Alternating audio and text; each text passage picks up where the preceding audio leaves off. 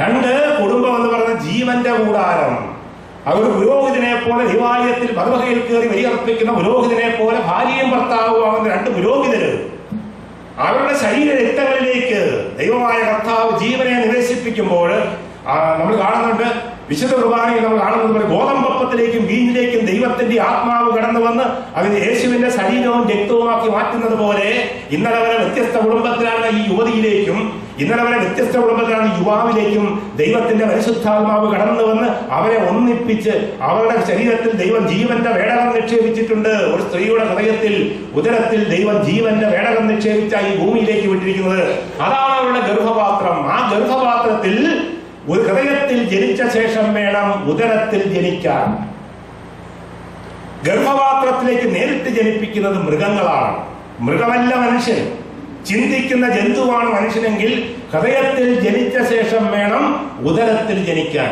ഈ ഭാര്യയും ഭർത്താവും തമ്മിൽ ഒരുമിച്ച് പ്രാർത്ഥിച്ച്, ദൈവമേ ഈ ജീവന്റെ കവചത്തിലേക്ക് നീ ജീവൻ നൽകണമേ എന്ന് ഒരുമിച്ച് പ്രാർത്ഥിച്ച് തോബിത്തിന്റെ പുസ്തകത്തിൽ പ്രാർത്ഥിക്കുന്നത് പോലെ വിവാഹത്തിന്റെ ആദ്യ രാത്രി അവർ പ്രാർത്ഥിച്ചു. ദൈവമേ, ഞാൻ ഇവളോട് കാമപ്രാന്ത് കാണിക്കാൻ വന്നവളല്ല, പരിശുദ്ധമായ സ്നേഹത്തോടുകൂടി ഇവളുമായി ബന്ധപ്പെടാൻ എനിക്ക് കൃപ നൽകണമേ എന്ന് ആദ്യ രാത്രിയിൽ പ്രാർത്ഥിക്കുന്ന ഒരു നവവർണ്ണയെ നമുക്ക് അവിടെ കാണാനായിട്ട് സാധിക്കും. എനിക്ക് വീഴ്ത്തിയെടുക്കാനുള്ളതല്ല, ഇവൾ ഇരയല്ല, ഇന്ന് രാത്രി ഇവളെ പീഡിപ്പിച്ച് കീഴ്പ്പെടുത്താനുള്ളതല്ല. അങ്ങനെ ഈ ഒരു ഇരയുടെ മേൽ ചാടി വീഴുന്നത് പോലെ ഈ പെണ്ണിനെ കീഴ്പ്പെടുത്തി ഒറ്റ ദിവസം കൊണ്ട് എല്ലാം കഴിഞ്ഞ് 2 ആഴ്ചക്കുള്ളിൽ ഗർഭിണിയാക്കാനുള്ളതല്ല. ദൈവമേ, ഇവളെ കാമത്തിന്റെ ആവേശത്തോടുകൂടി സ്വീകരിക്കാതെ പരിശുദ്ധമായ സ്നേഹത്തിന്റെ നിഷ്കളങ്കമായ സ്നേഹത്തോടുകൂടി ഇവളെ സ്വീകരിക്കാൻ എനിക്ക് കൃപ നൽകണമേ എന്ന് പ്രാർത്ഥിച്ചു. അതാണ് പറയുന്നത്, ഹൃദയത്തിൽ ജനിച്ച ശേഷം വേണം ഉദരത്തിൽ ജനിക്കാൻ. മനുഷ്യന്റെ ഹൃദയെ ജനിക്കണം, ഉദരെ ജനിച്ചാലോ മൃഗമായി ഭവിച്ചിടും. മനുഷ്യന്റെ ഹൃദയത്തിൽ ജനിക്കണം, ഉദരത്തിൽ ജനിച്ചാൽ മൃഗമായി ഭവിച്ചു. മൃഗസ്വഭാവം എന്തുകൊണ്ടാണ് കാണിക്കുന്നത്?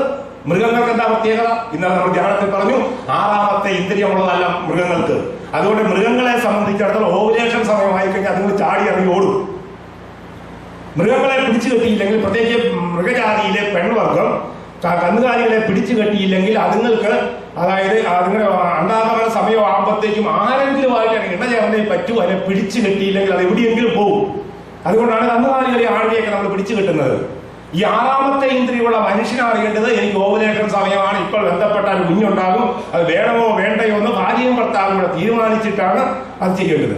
അതുകൊണ്ടാണ് ദൈവം ഈ പ്രപഞ്ചത്തിൽ, ഈ പ്രപഞ്ച സൃഷ്ടിയിൽ ജീവന്റെ പേടകം മുഴുവൻ ദൈവത്തെ സ്ത്രീയിലാണ് നിക്ഷേപിച്ചിരിക്കുന്നത്. അതുകൊണ്ട് ഒരു സ്ത്രീയെ സംബന്ധിച്ചിടത്തോളം അവരുടെ ജീവിതത്തിന്റെ 48 മണിക്കൂർ 2 ദിവസം മാത്രമേ അവളൊരു പുരുഷവീരം കടന്നു എന്നാൽ ആ സ്ത്രീ ഗർഭിണിയാവുകയുള്ളൂ. അല്ലെങ്കിൽ ഈ സ്ത്രീ ജീവിതകാലം മുഴുവൻ പ്രസവിച്ചുകൊണ്ടിരിക്കണം. പ്രപഞ്ച സൃഷ്ടി വളരെ മനോഹരമാണ്. ദൈവത്തിന്റെ പ്ലാൻ തെറ്റിയിട്ടില്ല. ജീവന്റെ വേടകം ദൈവം നിക്ഷേപിച്ചിട്ടുണ്ട്. ഈ ജീവന്റെ വേടകത്തിൽ എന്താ നടക്കേണ്ടത്? വിശുദ്ധീകരിക്കപ്പെട്ട വിശുദ്ധ ബീജം വീഴണം. അതോടൊപ്പം തന്നെ വിശുദ്ധീകരിക്കപ്പെട്ട വിശുദ്ധ അംഗത്തിലായിരിക്കണം. പരിശുദ്ധ കന്യകാമറിയത്തെ പറ്റി എന്താണ് പറയുന്നത്? കൃപാപൂർത്തിയായ അമ്മയും യൗസേപ്പിനെ പറ്റി എന്താണ് പറയുന്നത്? നീതിമാനായ യൗസേപ്പും. ഇവിടെ അപ്പോൾ എവിടെയാണ് മിശിഹാമാര് ജനിക്കുന്നത്? മിശിഹ എന്ന് പറഞ്ഞാൽ രക്ഷകൻ. എവിടെ കുടുംബത്തിൽ രക്ഷകൻ ജനിക്കും? നമ്മുടെ നാട്ടിൽ രക്ഷകൻ ജനിക്കാത്തതിന്റെ കാരണം എന്താണ്? നീതിമാനായ അപ്പന്റെ ബീജത്തിൽ നിന്ന് മാത്രമേ, കൃപാപൂർത്തിയായ സ്ത്രീയുടെ അണ്ടത്തിൽ നിന്ന് മാത്രമേ ലോക ചരിത്രത്തിൽ അന്നും ഇന്നും മിശിഹാമാര് ജനിച്ചിട്ടുള്ളൂ, ജനിക്കുകയുള്ളൂ, ഇനിയൊട്ട് ജനിക്കാൻ പോവുകയുള്ളൂ. അപ്പൊ ഇവിടെ മിശിഹ ജനിക്കണോ? മിശിഹ എന്ന് പറഞ്ഞാൽ ആരാണ്? രക്ഷകൻ. അപ്പനെ സ്നേഹിക്കുന്ന, അമ്മയെ സ്നേഹിക്കുന്ന, അപ്പനെ രക്ഷിക്കുന്ന, നാട്ടുകാരെ രക്ഷിക്കുന്ന രക്ഷകൻ ഈ ഭൂമിയിൽ ജനിക്കണമെങ്കിൽ കൃപാപൂർത്തിയായ സ്ത്രീയുടെ അണ്ടത്തിൽ നിന്ന്, നീതിമാനായ ഭർത്താവിന്റെ ബീജത്തിൽ നിന്ന്, വിശുദ്ധ ബീജത്തിൽ നിന്ന് ജനിച്ചാൽ ഇവിടെ തിരുക്കുടുംബം ഉണ്ടാകും. ഇന്ന് കുടുംബം തിരുക്കുടുംബമായി മാറാത്തതിന്റെ കാരണം, കള്ള് കുടിച്ച് ലെക്ക് കെട്ട് ബോധമില്ലാതെ ഈ ചെറുക്കൻ വന്ന് വീട്ടിൽ വന്നിട്ട് ഭാര്യയെ ഡൊമസ്റ്റിക് റേപ്പ് നടത്തി ജനിക്കുന്ന കൊച്ചിന് സംഭവിക്കും. 5ാമത്തെ വയസ്സായപ്പോ തൊട്ട് അവൻ ടീച്ചറിന്റെ മേലാണ് ആക്രാന്തം കാണിച്ചു തുടങ്ങുന്നത്. 10 ഗുണം 10 ഗുണം. ടീച്ചറിനെ പോലെ കൊച്ചിന് 5 വയസ്സുള്ള കൊച്ചിന്റെ മുഖത്തേക്ക് നോക്കാൻ പറ്റില്ല. കാരണം അവന്റെ ആ നോട്ടവും സംസാരവും ഇരിപ്പും കണ്ടു കഴിഞ്ഞാൽ അവന് തന്നെ ആകപ്പാടെ അസ്വസ്ഥമാവുകയാണ്. മനുഷ്യന്റെ ഹൃദയെ ജനിക്കണം, ഉദരെ ജനിച്ചാലോ മൃഗമായി ഭവിച്ചു. 10ാം ക്ലാസ്സിൽ പഠിക്കുന്ന സുന്ദരക്കുട്ടൻ ചെറുക്കൻ, അമ്മയ്ക്ക് 42 വയസ്സ്. ഇവന്റെ ഇളയ കുട്ടിക്ക് ഏകദേശം 9-10 വയസ്സുണ്ട്. 2 കുട്ടികൾ. അപ്പൻ ഗൾഫിൽ വിദേശത്ത് ജോലി ചെയ്യുന്നു. ഓയിൽ കമ്പനിയിൽ ജോലിയാണ്. ലക്ഷക്കണക്കിന് രൂപ കാശ്. നാട്ടിൽ അതിമനോഹരമായ ഒരു ഗ്രാനൈറ്റ് ഭവനം പണിതിട്ടിരിക്കുന്നു. മുകളിലത്തെ നിലയിലെ വലിയ 2 മുറികൾ, വലിയ ഹോം തിയേറ്റർ പണിതിരിക്കുന്നു. 42 ഇഞ്ച് വലിപ്പമുള്ള TV ഒക്കെ അവിടെ പിടിപ്പിച്ചിരിക്കുന്നു. മകൻ എല്ലാ ലോകത്തിൽ കിട്ടാവുന്ന എല്ലാ സംവിധാനം, ബ്രോഡ്ബാൻഡ് സിസ്റ്റം, ഏതെങ്കിലും തരത്തിലുള്ള മൊബൈലുണ്ടോ അതെല്ലാം ചെറുക്കന് മേടിച്ചുകൊണ്ട് 15 വയസ്സേ ഉള്ളൂ വെച്ച്. 15 വയസ്സുള്ള 10ാം ക്ലാസ്സിൽ പഠിക്കുന്നതിന്. 2ാം ക്ലാസ്സിലോ 3ാം ക്ലാസ്സിലോ പഠിക്കുന്ന ഇളയ പെൺകുട്ടി, 3 മറ്റോ വന്നെനിക്ക് തോന്നുന്നു, 3ാം ക്ലാസ്സിൽ കണ്ട് പഠിക്കുന്ന പെൺകുട്ടിയാണ്. അമ്മയുടെ പ്രധാനപ്പെട്ട ജോലി ഇഷ്ടം പോലെ കാശ് കിട്ടുന്നതിനാണ്. ഫുൾ ഓപ്ഷൻ ഇന്നോവയാണ് വീട്ടിൽ കിടക്കുന്നത്.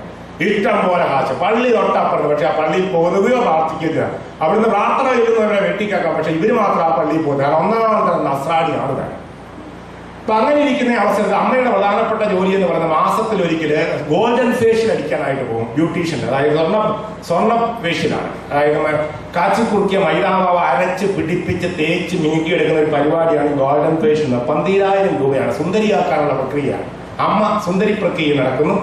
ചെറുക്കൻ ഇന്റർനാഷണൽ സ്കൂളിൽ പഠിക്കുന്നു. കഴിഞ്ഞ പ്രാവശ്യത്തെ ഓണത്തിന്റെ അവധിക്ക് അപ്പൻ വന്നു കഴിഞ്ഞപ്പോഴത്തേക്ക് 37,000 രൂപയുടെ സോണിയുടെ 1ാം തരം മൊബൈൽ അങ്ങ് മേടിച്ചോണ്ട്. എല്ലാം ഇവിടെ ദൂരെ നിന്ന് കഴിഞ്ഞാൽ അവിടെ നടക്കുന്ന കാര്യങ്ങൾ വരെ വീഡിയോ എടുക്കാൻ പറ്റുന്ന അതിസങ്കീർണമായിട്ടുള്ള അതിനൂതനമായിട്ടുള്ള 1ാം തരം മൊബൈല് മോന് കിട്ടിയിരിക്കുന്നു. അമ്മയ്ക്ക് ഏറ്റവും പ്രസിദ്ധമായ തരത്തിലുള്ള പുതിയ തരത്തിലുള്ള ഏറ്റവും പുതിയ സാരികൾ മേടിച്ചുകൊണ്ടിരിക്കുന്നു. ബ്യൂട്ടി കിറ്റുകൾ അമ്മയ്ക്ക് മേടിച്ചുകൊണ്ട്. ഇളയ കൊച്ചിന് അത് ഇടാൻ പറ്റാത്ത വിധത്തിലുള്ള ആഭരണങ്ങളുടെ വസ്തുക്കൾ. കെട്ടിയോൻ ഗൾഫിൽ കിടന്ന് പണിയുകയാണ്. ഒരു ദിവസം 10ാം ക്ലാസ്സിൽ പഠിച്ചുകൊണ്ടിരിക്കുന്ന ആ ക്ലാസ്സിലെ ടീച്ചർ ഒരു ഫോൺ വിളിച്ചു കൊച്ചിന്റെ അമ്മയോട് സ്കൂളിൽ വരെ അത്യാവശ്യമായിട്ട് പറഞ്ഞു. ഉടൻ തന്നെ അമ്മ ഏറ്റവും പുതിയ കഴിഞ്ഞ പ്രാവശ്യം മേടിച്ചുകൊണ്ട് വന്ന കല്യാൺ സിൽക്സിന്റെ ഏറ്റവും വില കൂടിയ പട്ടുസാരിയൊക്കെ എടുത്ത് ഗോൾഡൻ ഫേഷ്യലൊക്കെ കഴിഞ്ഞ ദിവസം അടിച്ചു തരുന്നതാണ് വളരെ മനോഹരമായ രീതിയിൽ. അപ്പൊ സ്കൂളിലേക്ക് വിളിച്ചതല്ലേ, എന്തോ ചെറിയ പ്രശ്നമുണ്ട്, വല്ല ഒപ്പിട്ട് തരാമെന്ന് ഓർത്തോട്ട് ചെന്നതാണ്. അവിടെ ചെന്ന് കഴിഞ്ഞപ്പോൾ ക്ലാസ് ടീച്ചറാണ് വിളിച്ചത്. പ്രിൻസിപ്പലിന്റെ മുറിയിലേക്ക് എല്ലാം. പ്രിൻസിപ്പലിന്റെ മുറിയിൽ ചെന്നപ്പോൾ പ്രിൻസിപ്പൽ ഒരു മൊബൈൽ എടുത്ത് കാണിച്ചിട്ട് ഇത് ഈ മൊബൈൽ കണ്ടിട്ടുണ്ടോ? അയ്യോ ഇത് എന്റെ മോന്റെ മൊബൈലാണ്. അത് എങ്ങനെ ഇവിടെ വന്നത്? അല്ല അതുകൊണ്ട് ഞാൻ ഇവിടെ സ്കൂളിൽ കൊണ്ടുവരുന്നത് പറഞ്ഞില്ല. പിന്നെ അവൻ എങ്ങനെയാ കൊണ്ടുവന്ന് ചോദിച്ചു. അതിനുശേഷം ആ പ്രിൻസിപ്പൽ വളരെ വിദഗ്ധമായ രീതിയിൽ കമ്പ്യൂട്ടർ ടീച്ചറിനെയും വിളിച്ച് സ്കൂളിന്റെ സ്റ്റാഫ് റൂമിലുള്ള ഒരു ഹോളിൽ ചെന്നിട്ട് ഈ മൊബൈലിലുള്ള കാര്യങ്ങളൊക്കെ ഒന്ന് കൊച്ചിന്റെ മമ്മിൽ ഒന്ന് കണ്ടിട്ട് പോകുന്നതല്ലാണ്. അപ്പൊ ആഘോഷമായ രീതിയിൽ മൊബൈലിലെ മകനെടുത്ത പുതിയ വീഡിയോ ഒക്കെ ഉണ്ടോ കാണാമെന്നോർത്ത് എന്താണെന്നോർത്തോണ്ട് ഏതായാലും അമ്മച്ചി ഈ ചെറുപ്പക്കാലത്ത് കാണാനായിട്ട് ചെല്ലുമ്പോൾ ആ ക്ലാസ് ടീച്ചർ കമ്പ്യൂട്ടർ ടീച്ചർ അത് ഒരു ഫോൾഡർ തുറന്നിട്ട് കാണിച്ചു. 15 മിനിറ്റ് നീണ്ടു നിൽക്കുന്ന ഒരു വീഡിയോ ആണ്. അതായത് ഇവന്റെ ഈ വന്നിരിക്കുന്ന സ്ത്രീ ഈ കൊച്ചിന്റെ സ്വന്തം അമ്മ, 10ാം ക്ലാസ്സുകാരൻ ചെറുക്കന്റെ സ്വന്തം അമ്മ. ഈ അമ്മ വിളിച്ചുകൊണ്ട് നിൽക്കുന്ന 15 മിനിറ്റ് നീണ്ടു നിൽക്കുന്ന ഒരു ഫുൾ വീഡിയോ ആണ് ഈ മൊബൈലിൽ പിടിച്ചിരിക്കുന്നത്. സ്വന്തം അമ്മ വിളിച്ചുകൊണ്ട് നിൽക്കുന്ന വീഡിയോ ആണ് മോൻ എടുത്തു വെച്ചിരിക്കുന്നത്. ഇത് കണ്ടപ്പോഴത്തേക്കും കണ്ണിലാകപ്പാടെ ഇരുട്ട് കയറി. ആദ്യം സംശയിച്ചു, അത് മനസ്സിലായി ഇത് അവര് തന്നെയാണ്. മനസ്സിലായി. സ്കൂളിലെ അധ്യാപകർ വളരെ മാന്യതയോടുകൂടി ഇവർ പറഞ്ഞ് കൊച്ചുങ്ങളുടെ കാര്യങ്ങളൊക്കെ ശ്രദ്ധിക്കണം കേട്ടോ. ഇതുപോലെ ഈ വില കൂടിയ സാധനങ്ങളൊക്കെ പിള്ളേർക്കൊക്കെ മേടിച്ചു കൊടുത്തു കഴിഞ്ഞ് നിങ്ങൾ എന്താ ചെയ്യുന്നതെന്ന് അറിയത്തില്ല, ശ്രദ്ധിക്കണം എന്നൊക്കെ പറഞ്ഞ് നല്ല ഉപദേശമൊക്കെ പറഞ്ഞു കൊടുത്ത് ഇനി വേറെ ഇത് വിഷമമായില്ലേ, ഇളയ കുട്ടിയെ ആ സ്കൂളിൽ തന്നെയാണ് പഠിക്കുന്നത്, ആ കുട്ടിയെ കൂടെ വിളിച്ചുകൊണ്ട് പോയിക്കൊള്ളാം. അപ്പൊ ഇളയ കൊച്ചിനെ വിളിച്ച് അമ്മ വേദനയോടുകൂടി വിഷാദത്തോടുകൂടി സങ്കടത്തോടുകൂടി, കാരണം ഭൂമി വിളർന്ന് ഇറങ്ങിപ്പോയാൽ മതി എന്ന് ആ സ്ത്രീ വിചാരിക്കുക. കാരണം സ്വന്തം മകനാണ് അമ്മ വിളിക്കുന്ന ഫോട്ടോ എടുത്ത് വീഡിയോ എടുത്ത് മൊബൈൽ സൂക്ഷിച്ചത്. ആ സൂക്ഷിക്കുക മാത്രമല്ല ചെയ്തത്, അവൻ എന്ത് ചെയ്തു, അവന്റെ കൂട്ടുകാരാണ്ട് എന്ന് കാണിച്ചു കൊടുത്തു. അമ്മയാണെന്ന് പറഞ്ഞില്ലെന്ന് മാത്രം. കൂട്ടുകാരൻ എന്ത് ചെയ്തു, ഇവൻ മാറിയ തക്കത്തിന് അത് കോപ്പി ചെയ്ത് ബ്ലൂടൂത്ത് വഴിയായി കോപ്പി ചെയ്ത് അവിടെ ഉണ്ടായിരുന്ന കുട്ടികൾക്ക് എത്തി, സ്കൂളിലെ ടീച്ചേഴ്സിന്റെ കൈ കിട്ടി, ബാർബർ ഷോപ്പിലെത്തി, കള്ള് ഷാപ്പിലെത്തി, പാർട്ടി ഓഫീസിലെത്തി, ചുറ്റുപാടുമുള്ള എല്ലാവർക്കും, അതായത് അവരെന്നും കണ്ടുകൊണ്ടിരിക്കുന്ന ചെറുപ്പക്കാലത്തെ വിളിച്ചുകൊണ്ടിരിക്കുന്ന വീഡിയോ വളരെ ഫ്രീ ആയിട്ട് കാണുന്നവരെല്ലാം വിളിക്കുന്നത്. അപ്പൊ ഏതായാലും വീട്ടിൽ ചെന്നു, മകൻ ഉച്ചയ്ക്കത്തേക്കുള്ള ഭക്ഷണമൊക്കെ വിളമ്പി കൊടുത്തു. ഇളയ കൊച്ച് മുറിയിൽ പോയി കൊച്ചു കിടക്കാൻ തുടങ്ങി. മോൻ മുകളത്തെ കൊണ്ടേക്ക് കയറി. ഈ ഉടുത്തുകൊണ്ട് വന്ന ആവണ്ടല്ലോ ഏറ്റവും വില കൂടിയ ആ പട്ടുസാരി എടുത്തിട്ട് ആ സ്ത്രീ സ്വന്തം മുറിയിൽ തന്നെ മുകളിൽ ഒരു കുടുക്കുണ്ടാക്കി അങ്ങ് തൂങ്ങി അങ്ങ് വിളിച്ചു. 42 വയസ്സോടെ കാണും. വിവരം അറിഞ്ഞ ഉടൻ തന്നെ ഗൾഫിലായിരുന്ന കെട്ടിയോൻ നിലവിളിച്ചുകൊണ്ട് നാട്ടിലെത്തി. അയാൾ ഒരു മാനസിക രോഗിയെ പോലെ സ്ത്രീയുടെ അടക്കൊക്കെ കഴിഞ്ഞു. ആ വീട്ടിൽ നിന്ന് ആരും താമസിക്കുന്നില്ല. ഈ മകനെ പുറത്ത് കണ്ട നാട്ടുകാർ തല്ലിക്കൊല്ലെന്ന് പറഞ്ഞത് കാരണം മകനെ ആ നാട്ടിൽ 10ാം ക്ലാസ്സുകാരൻ പയ്യനെ ആ നാട്ടിൽ പോലും ഇറക്കിയിട്ടില്ല. മറ്റേതോ സ്ഥലത്ത് കൊണ്ട് രഹസ്യമായിട്ട് പാർപ്പിച്ചിരിക്കുകയാണ്.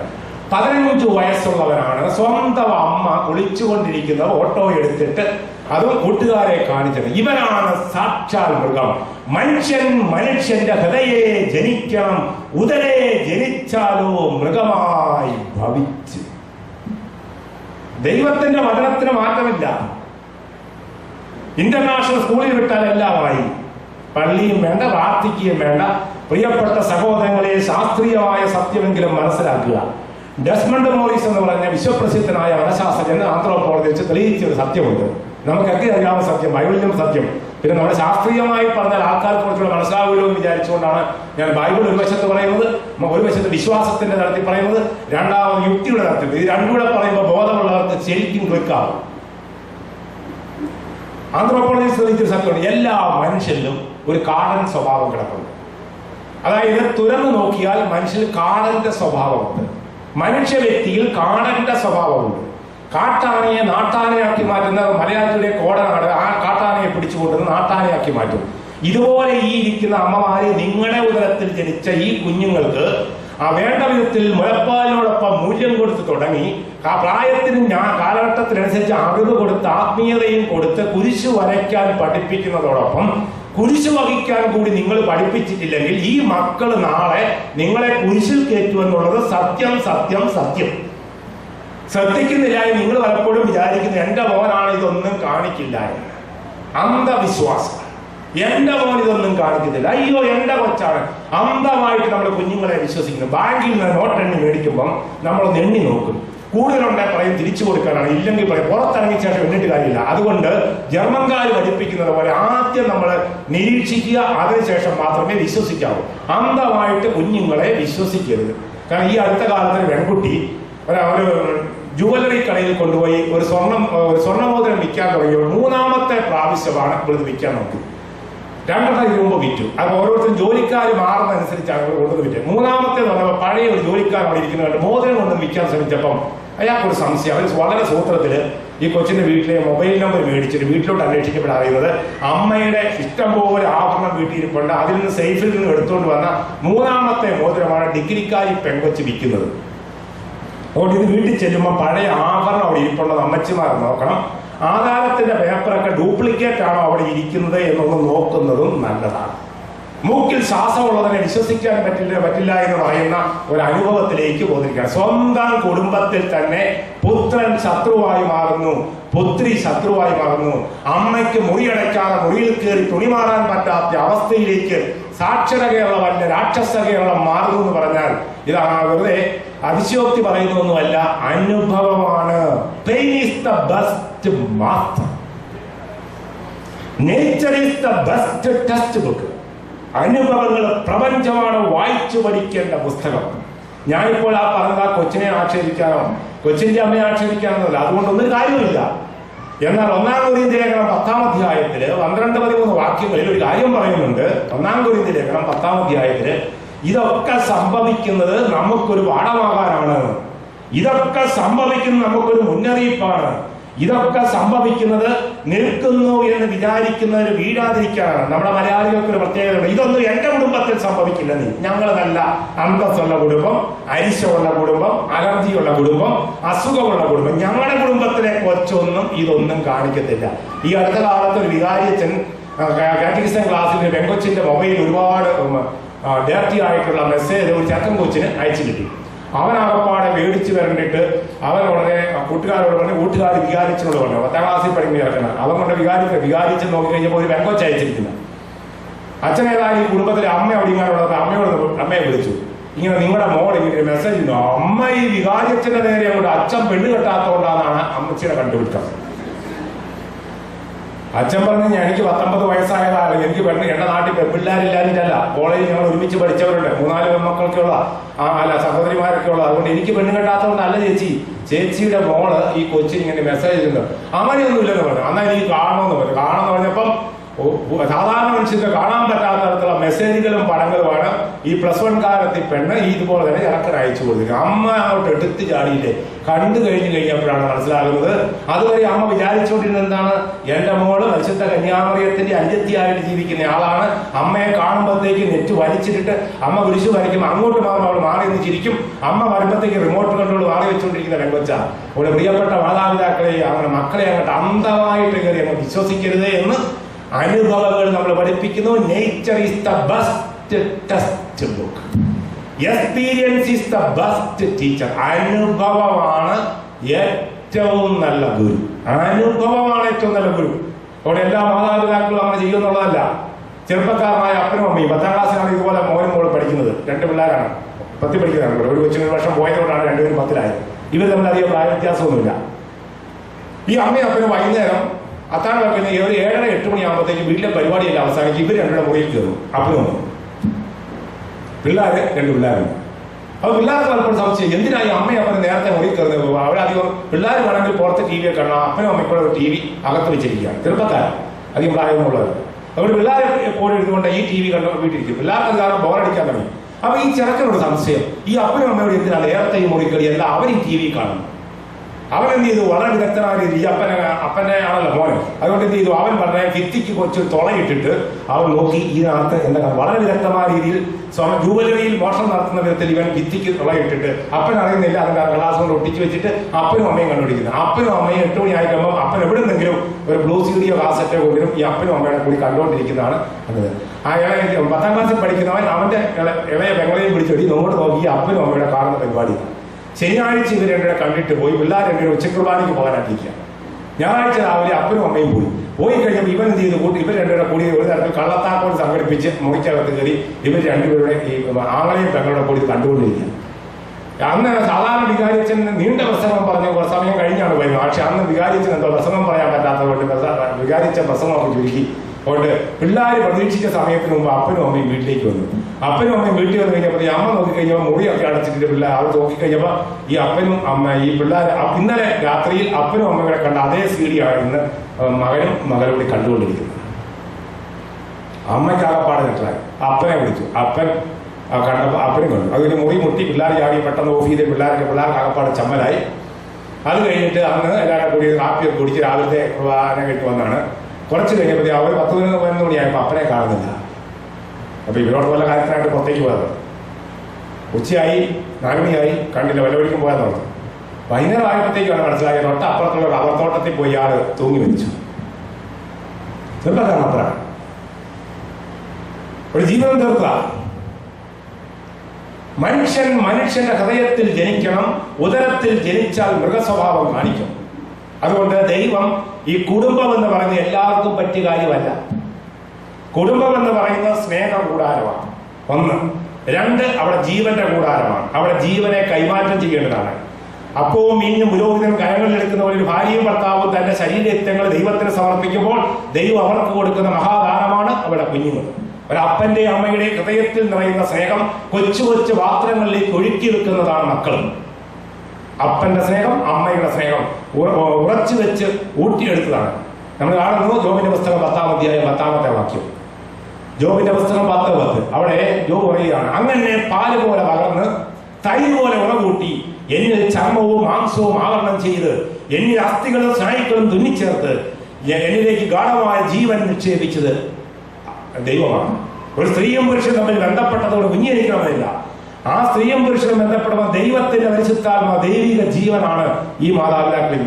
എസെക്കിയേൽ 16:20 അവിടെ പറയുകയാണ്, എനിക്ക് നിന്നിൽ ജനിച്ച എന്റെ കുഞ്ഞുങ്ങളെവിടെ? ദൈവം പറഞ്ഞതുപോലെ എനിക്ക് നിന്നിൽ ജനിച്ച എന്റെ കുഞ്ഞുങ്ങളാണ്. ഇനി ഏതെങ്കിലും അമ്മയ്ക്ക് പറയാൻ പറ്റും എന്റെ മോളാണെന്ന് മാത്രം? അമ്മയ്ക്കും അപ്പനോട് പറയാം ഇത് ഞങ്ങളുടെ മോളാണ്. അല്ലാതെ എന്റെ മോളെന്ന് അപ്പനും പറയാൻ പറ്റത്തില്ല, എന്റെ മോളെന്ന് അമ്മയ്ക്കും പറയല്ല. ഇത് ഞങ്ങളുടെ മോളാണ്. ഇത് ദൈവത്തിന് ജനിച്ച മക്കളാണ്. ഞങ്ങൾ ആരാണ്? ഞങ്ങൾ ഇതിന്റെ കാവൽക്കാരാണ്. ദൈവം 3 കിലോ അല്ലെ 3.5 കിലോയുടെ ഒരു കുഞ്ഞിനെ ദൈവനിർക്കരങ്ങൾ നമ്മളേക്ക് തന്നപ്പോൾ അതിനെ സംരക്ഷിച്ച് വളർത്തിക്കൊണ്ടു പോകാനുള്ള വലിയ ഉത്തരവാദിത്വം കുടുംബത്തിലെ 2 പുരോഹിതര്, അപ്പനും അമ്മയും. ഈ അമ്മയാണ് ഈ കുടുംബത്തിലെ ആദ്യത്തെ നേഴ്സ് എന്ന് പറയാം, ആദ്യത്തെ ഡോക്ടർ. ഈ കൊച്ചിന്റെ കാല് പൊട്ടിക്കഴിഞ്ഞപ്പോൾ തുണി എടുത്തുകൊണ്ട് വന്ന് ആ കാല് വെച്ച് കെട്ടിക്കൊടുത്ത ആദ്യത്തെ നേഴ്സും ആദ്യത്തെ ഡോക്ടറും അമ്മയാണ്. ഇനി ഈ കൊച്ചിന്റെ കളിപ്പാട്ടം പൊട്ടിക്കീറി പോയി കഴിഞ്ഞപ്പോൾ ആ കളിപ്പാട്ടം എടുത്ത് വെച്ച് കെട്ടിക്കൊടുത്തത് ആദ്യത്തെ എഞ്ചിനീയർ അമ്മയാണ്. ഇനി ഈ കൊച്ചു തന്നെ ആദ്യം കുരുത്തക്കേട് കാണിച്ചപ്പോൾ അപ്പം തല്ലാനായിട്ട് വടിയും പിടിച്ചുകൊണ്ട് വന്നത് സാരമില്ല നമ്മുടെ കൊച്ചല്ലേ തല്ലണ്ടെന്നും പറഞ്ഞുകൊണ്ട് അപ്പന്റെ കയ്യിൽ നിന്ന് പിടിച്ചു മേടിച്ചുകൊണ്ട് മധ്യസ്ഥം പറഞ്ഞു കൊണ്ടുപോയ ആദ്യത്തെ വക്കീൽ ഈ അമ്മയാണ്.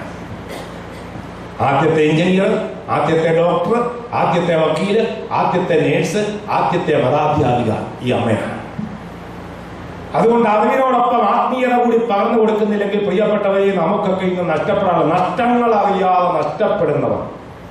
നമ്മൾ അറിയുന്നില്ല നമുക്കുണ്ടാകുന്ന നഷ്ടങ്ങളല്ല.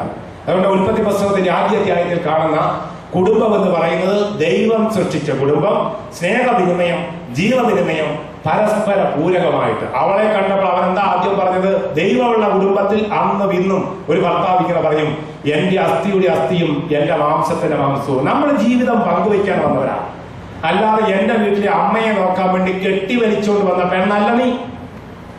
എന്റെ പെങ്ങളെ കല്യാണങ്ങളെ കഴിച്ച് സ്വർണ്ണം കുറവുണ്ട്, അതുകൊണ്ട് നിന്നെ കെട്ടിക്കൊണ്ട് വന്ന ആ സ്വർണം എടുത്ത് പെങ്ങളെ കെട്ടിച്ചു വിടാം. പെങ്ങൾക്ക് താലിമാല ഉണ്ടാക്കാനല്ല ഞാൻ നിന്നെ കല്യാണം കഴിച്ചത്. ഇനി നിനക്ക് രോഗവും അസുഖമാണെന്ന് കേട്ടു, നിന്റെ രോഗം മാറാനും അസുഖം മാറാനും അല്ല കല്യാണം കഴിച്ചത്. ദാമ്പത്യം എന്ന് പറയുന്നത് പരസ്പരം സ്നേഹിക്കാൻ, സ്നേഹവിനിമയത്തിന് വേണ്ടി സ്നേഹകൂടാരം തീർക്കാൻ, ജീവവിനിമയത്തിന് വേണ്ടി ജീവന്റെ കൂടാരം തീർക്കാൻ. ഇനി ഒരു സ്ത്രീയും പുരുഷനും അതിൽ തന്നെ കുറവുള്ളവരാണ്, ഇംപെർഫെക്റ്റ് ആണ്, അസ്വസ്ഥമാണ്, ഖാപ്പാണ്. അതുകൊണ്ട് ദിനം പരസ്പരം അഭയം കൊടുക്കണം. ഭർത്താവിന്റെ ഹൃദയത്തിൽ ഭാര്യയും ഭാര്യയുടെ ഹൃദയത്തിൽ ഭർത്താവും അഭയം നൽകുന്ന സ്ഥലമാണ്, ഭയമില്ലാത്ത സ്ഥലം, അഭയകൂടാരമാണ് കുടുംബം. അപ്പൊ ഉൽപ്പത്തി പുസ്തകത്തിൽ ദൈവം തമ്പുരാൻ സൃഷ്ടിച്ച കുടുംബത്തിന്റെ പ്രത്യേകത സ്നേഹകൂടാരം, 2 ജീവന്റെ കൂടാരം, 3 അഭയകൂടാരം, പരസ്പരം അഭയം കൊടുക്കുക. അവിടെ അപ്പനെയും അമ്മയും ആങ്ങളമാരെയും എല്ലാം ഉപേക്ഷിച്ച് ഇനി മുതൽ അഭയം കൊടുക്കേണ്ടത് എവിടെയാണ്? ഭർത്താവിന്റെ ഹൃദയത്തിൽ അഭയം തേടി കടന്നു വന്ന മനുഷ്യനാണ്. അവർക്ക് ഇനി ആരാ ഉള്ളത്? അവിടെ പേരും മാറി, അവിടെ വീട്ടുപേരും മാറി, അവിടെ ജീവിതത്തിന്റെ കാഴ്ചപ്പാടുകൾ മാറി. ഇനി ഈ പുരുഷന്റെ കൂടെ കൂടിയിരിക്കുകയാണ്. അതുകൊണ്ട് മെയ്ഡ് ഫോർ ഈച്ച് അതർ എന്നൊക്കെ പറയുന്നതിന്റെ അർത്ഥം മനസ്സിലാക്കുക. ഇത് സ്നേഹകൂടാരമാണ്, ഇത് ജീവന്റെ കൂടാരമാണ്. അതോടൊപ്പം തന്നെ ഇത് പരസ്പരം അഭയം കൊടുക്കേണ്ട അഭയകൂടാരമാണ്. ഇതാണ് ദൈവത്തിന്റെ പദ്ധതിയിലുള്ള കുടുംബം. അവിടെ എന്താ ഭർത്താവ് പറയുന്നത്? എനിക്ക് സ്നേഹിക്കാൻ വേണ്ടി ദൈവം തന്ന എന്റെ ജീവിത പങ്കാളി, എനിക്ക് സ്നേഹിക്കാൻ, എന്നെ സ്നേഹിക്കാനല്ല, എനിക്ക് സ്നേഹിക്കാൻ വേണ്ടി ഈ 725 കോടിയിൽ നിന്നും ദൈവം തമ്പുരാൻ എനിക്ക് നൽകിയവളാണ് എന്റെ ഭാര്യ. ഈ 725 കോടി മനുഷ്യരിൽ നിന്നും ദൈവം തമ്പുരാൻ എനിക്ക് സ്നേഹിക്കാൻ വേണ്ടി തന്നതാണ് എന്റെ ഭർത്താവ്. ഇതാണ് ദൈവസങ്കല്പത്തിലുള്ള സുവിശേഷ ബൈബിൾ അവതരിപ്പിക്കുന്ന കുടുംബം എന്ന് പറയുന്നത്. ഹോളി ഫാമിലി, ദൈവമുള്ള കുടുംബം, ദൈവം കൂടെയുള്ള കുടുംബം, ദൈവം കൂട്ടിയിരിക്കുന്ന കുടുംബം, ദൈവം കൂട്ടിവെച്ച കുടുംബം. അവിടെയാണ് അവൻ പറഞ്ഞത്, അന്യല്ല, നിന്നെ കാണുമ്പോഴാണ് ഞാൻ ആരാണെന്ന് മനസ്സിലാകുന്നത്. അത് എന്തിനാണ്? ഭർത്താവ് എന്ന് പറഞ്ഞെങ്കിൽ ഭാര്യ ഉണ്ടാകണം, ഭാര്യ ഉണ്ടെങ്കിൽ ഭർത്താവുണ്ട്, ഭർത്താവ് ഉണ്ടെങ്കിൽ ഭാര്യയുണ്ട്. അതുകൊണ്ട് നിന്റെ സാന്നിധ്യത്തിലാണ് ഞാനായി മാറുന്നത്, എന്റെ സാന്നിധ്യത്തിലാണ് നീയായി മാറുന്നത്. ഒരു പെണ്ണ് പെണ്ണായി മാറുന്നത്, ഒരു ഭാര്യ പൂർണ്ണമായ സ്ത്രീയായി മാറുന്നത് എനിക്ക് സ്നേഹിക്കാൻ ഒരാളുണ്ട് എന്ന് മനസ്സിലാക്കിക്കൊണ്ട് ദൈവം ഒന്നിപ്പിച്ചതാ. അവിടെ ദൈവം പിന്നെ എന്താ പറഞ്ഞത്? നന്മതിന്മകളെ വൃക്ഷത്തിൽ കയറി പറിച്ച കുടുംബം തകർന്നു പോകുമെന്ന് പറഞ്ഞു. അന്നും ഇന്നും പ്രസക്തമാ. എന്താ ഈ നന്മതിന്മകള്? നീ ഇന്ന് മുതൽ ഭാര്യയും ഭർത്താവുമായി ജീവിക്കാൻ പോവുകയാണ്. ഇനി സ്വന്തം ഇഷ്ടപ്രകാരം ചെയ്യരുത്, തോന്നിയവാസം ചെയ്യരുതെന്നാണ് പറഞ്ഞത്. നിനക്ക് തോന്നുന്നതൊക്കെ ശരി, നിനക്ക് തോന്നാത്തൊക്കെ തെറ്റ്, അങ്ങനെയല്ല പറയേണ്ടത്. ദൈവത്തോട് ആലോചന ചോദിക്കാതെ ശരിയും തെറ്റും നിശ്ചയിക്കരുത്. നാളെ ഈ പമ്പളനോത്തിയുടെ കഴുത്തേ കിടക്കുന്ന താലിമാല വരച്ചു കൊണ്ടുപോകാൻ ദൈവം ആഗ്രഹിക്കുന്നില്ല. കാരണം അത് അവിടെ ജീവനാണ്. അവിടെ മാതാപിതാക്കൾ കഷ്ടപ്പെട്ടതാണ്. അവിടെ വർഷങ്ങളോളം ആശുപത്രിയിൽ സ്കൂളിലുമായിട്ട് കിടന്ന് കഷ്ടപ്പെട്ടുണ്ടാക്കിയ അവിടെ കഴുത്തിലെ താലിമാല വരച്ചു മാറ്റാൻ ഭർത്താവിന്റെ വീട്ടുകാർക്കോ അധികാരമില്ല.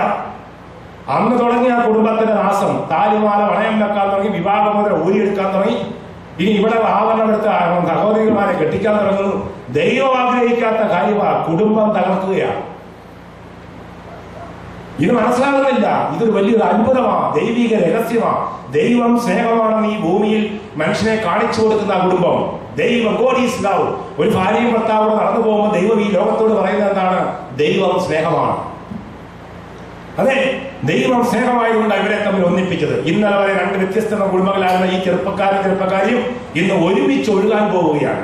ഈ ഒഴുക്ക് എത്ര നാൾ ഒഴുകുമെന്നറിയില്ല. പക്ഷെ അവിടെ ചെളി വീഴും, മണ്ണ് വീഴും, കല്ല് വീഴും, എന്നാൽ അത് ഒഴുകിക്കൊണ്ടിരിക്കും. ഈ ഒഴുക്കിന് വേണ്ടി ദൈവം ഒന്നിപ്പിച്ചതാ. അതാണ് എന്റെ സത്യം. ഇത് മനസ്സിലാക്കാതെ അപ്പൊ അവിടെ എന്താ സംഭവിച്ചത്? നന്മതിന്മകളെ വൃക്ഷത്തിൽ കയറി പറിക്കരുത്, ഇഷ്ടം പോലെ ചെയ്യരുത്, തോന്നിവാസം ചെയ്യരുത്. ഭാര്യയും ഭർത്താവ് ഇന്ന് തൊട്ട് പറഞ്ഞേക്കാള് ഇത് എന്റെ വീടാണ്, ഞങ്ങളുടെ കുടുംബത്തിൽ ഇങ്ങനെയൊക്കെയാ, ഞങ്ങളുടെ കുടുംബത്തിൽ, എന്റെ കുടുംബത്തിൽ ഇങ്ങനെയാണെന്നല്ല പറയേണ്ടത്, ഇത് നമ്മുടെ കുടുംബമാണ്. അപ്പൊ അമ്മായിപ്പനും ശ്രദ്ധിക്കേണ്ട കാര്യമുണ്ട്. ഇനി ഇവളെന്ന് പറയുന്ന മരുമകളല്ല, ഇതെന്റെ മകള് തന്നെയാണ്. നിയമാനുസൃതമായിട്ട് സഭയും സമൂഹവും നാട്ടുകാരും ഒക്കെ അറിഞ്ഞ് ഈ കുടുംബത്തിലേക്ക് കടന്നു വന്നിരിക്കുന്ന ഒരു പെൺകുട്ടിയാണ്. ഇവർക്ക് ഇവിടെ ജീവിക്കാൻ അവകാശമുണ്ട്. ഇത് മരുമകളെന്നുള്ള മരുവെന്നങ്ങ് മാറ്റിക്കളഞ്ഞിട്ട് ഇപ്പോൾ മകൾ തന്നെയാണ്. ഈ തരത്തിൽ നമ്മുടെ കുടുംബത്തിലേക്ക് പോകുമ്പോൾ ദൈവമുള്ള കുടുംബത്തിൽ അവൻ പറയും, നീ വന്ന് കയറി നിൽപ്പന്നെയാണ്. ഞാൻ സത്യത്തിൽ ദൈവ സ്നേഹമാണെന്നൊക്കെ അച്ഛന്മാർ പള്ളിയിൽ പ്രസംഗിക്കുന്ന കേട്ടിട്ടുണ്ട്. ചിലപ്പോഴൊക്കെ അവിടുന്ന് ബൈബിളിൽ വായിച്ചിട്ടുണ്ട്. സത്യത്തിൽ നീ എന്നെ സ്നേഹിക്കാൻ തുടങ്ങിയ പിന്നെയാണ് ഈ സത്യത്തിൽ ദൈവം സ്നേഹമാണെന്ന് ഞാൻ മനസ്സിലാക്കിയത്. നീ എന്നോട് കാണിക്കുന്ന കരുണയും കരുതലും കാവലും കണ്ടിട്ടാണ് ദൈവം സ്നേഹമാണെന്നും ദൈവം നിന്നിലുണ്ടെന്നും ഞാൻ മനസ്സിലാക്കിയത്. നിന്റെ ജീവിത പ്രവർത്തനങ്ങളിലൂടെയാണെന്ന് ഏതെങ്കിലും ഒരു ഭർത്താവിന് തന്നെ ഭാര്യയെ നോക്കിക്കൊണ്ട് പറയാൻ പറ്റുമെങ്കിൽ അവളാണ് സ്ത്രീകളിൽ ഭാഗ്യവതി. ഇനി തിരിച്ചു, എനിക്ക് ആങ്ങളമാർ 3-4 പേരുണ്ടായിരുന്നു, എനിക്ക് അപ്പനുണ്ടായിരുന്നു, എല്ലാം സ്നേഹിക്കുന്നവരാണ്. പക്ഷെ സത്യത്തിൽ ഈ ദൈവം സ്നേഹമാണെന്ന് എനിക്ക് ഇത്രയും കുറവുകളും പരിമിതികളുമുള്ള എന്നെ ഈ കെട്ടിയവനായ നീ സ്നേഹിക്കാമെന്ന് കണ്ടപ്പോഴാണ് സത്യത്തിൽ ദൈവം സ്നേഹമാണെന്ന് ഞാൻ മനസ്സിലാക്കിയത്. ഈ നിങ്ങളിലൂടെയാണ് എന്നൊരു ഭാര്യയ്ക്ക് എന്ന് പറയാൻ പറ്റുമോ? അത് പറയുമ്പോഴാണ് സത്യത്തിൽ ഈ മനുഷ്യൻ ഭാഗ്യവാനായ മനുഷ്യൻ. ഇനി അവൾ പറയുകയാണ്, വീരപ്പൻ ആരാണെന്ന് ഞാൻ കേട്ടിട്ടുണ്ടായിരുന്നു. സത്യമംഗലം വനത്തിലൂടെ ഇങ്ങനെ ആനകളെ വെടിവെച്ച് വീഴ്ത്തുന്ന കൊമ്പം മീശക്കാരനായ വീരപ്പനെ പറ്റി ഞാൻ കേട്ടിട്ടുണ്ടായിരുന്നു, പടങ്ങളിലും ചിത്രങ്ങളിലും ഒക്കെ കണ്ടിട്ടുണ്ടായിരുന്നു. പക്ഷേ സാക്ഷാൽ ഈ വീട്ടിൽ വന്നതിന് 2-ാം ദിവസം എനിക്ക് മനസ്സിലായി, ഞാൻ വിവാഹം കഴിച്ചിരിക്കുന്നത് സാക്ഷാൽ വീരപ്പന്റെ അവതാരമായ ഈ മനുഷ്യനെയാണ്. ഇവിടെ നിറഞ്ഞു നിൽക്കുന്ന മീശ കണ്ടിട്ട് ഉമ്മ കൊടുക്കാൻ പോലും ആകാൻ വയ്യാത്ത ആ പെണ്ണിന്റെ സങ്കടം ആരോട് ചൊല്ലി ദുഃഖങ്ങളൊക്കെയും ശ്രീ യേശുനാഥ കല്യാണം കഴിച്ചത് വീരപ്പനെയായി പോയല്ലോ എന്നോർത്തുകൊണ്ട് പിന്നെ തൊട്ട് അവിടെ നിന്നും പാടുന്ന പാട്ട്, നീ എന്താണ് ഈ പാടുന്നത്? പാഴായിപ്പോയൊരു ദിനമെല്ലാം ഓർത്തോർത്തൊരുകി കരയാനായി വീണ്ടും ഞാൻ വലയിൽ വീണല്ലോ.